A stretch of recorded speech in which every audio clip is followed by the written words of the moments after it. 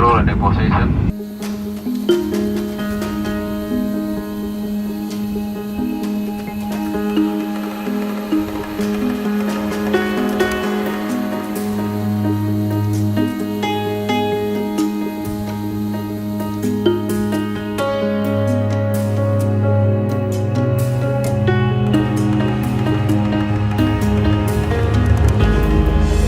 Saya kesini juga ingin memastikan penegakan hukum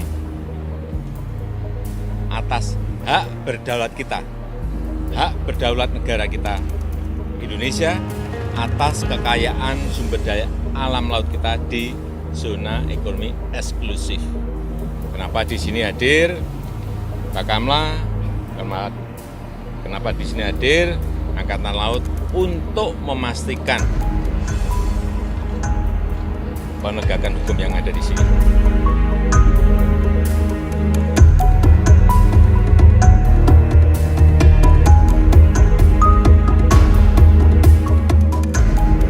Tanggapan daripada nelayan memang udah agak resah. Tapi kalau kita dengar lagi penjelasan daripada Bapak Presiden tadi, nampaknya kan tak pengaruh. Tapi itulah harapan kita supaya untuk kami yang nelayan ini tak menjadi takut, Pak. Dari dulu sampai sekarang Natuna ini adalah Indonesia, teritorialnya Indonesia. Jelas penduduknya 81.000, juga masuk dalam salah satu dari 514 kabupaten dan kota Indonesia. Apalagi yang harus dipertanyakan? Tidak ada. Dan yang namanya kedaulatan itu tidak boleh ditawar, tidak ada tawar-menawar untuk kedaulatan.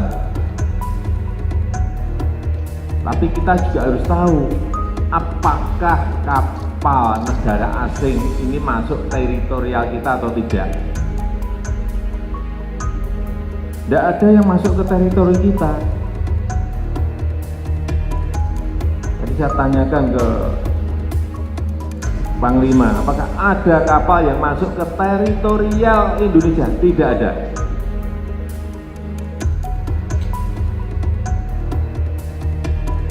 Yang ada adalah masuk ke zona ekonomi eksklusif.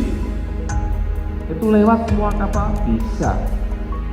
Tapi hati-hati, kalau dia nyuri ikan, ya itu baru boleh diusir atau ditangkap. Tapi tidak masuk dalam teritorial Indonesia. Ini yang tolong ini dibedakan.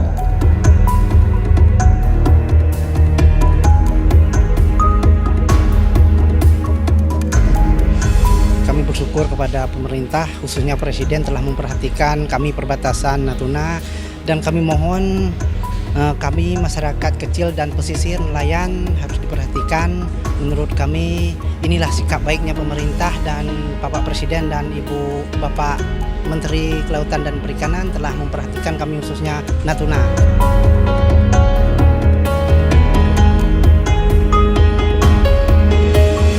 Saya kesini juga ingin memastikan penegakan hukum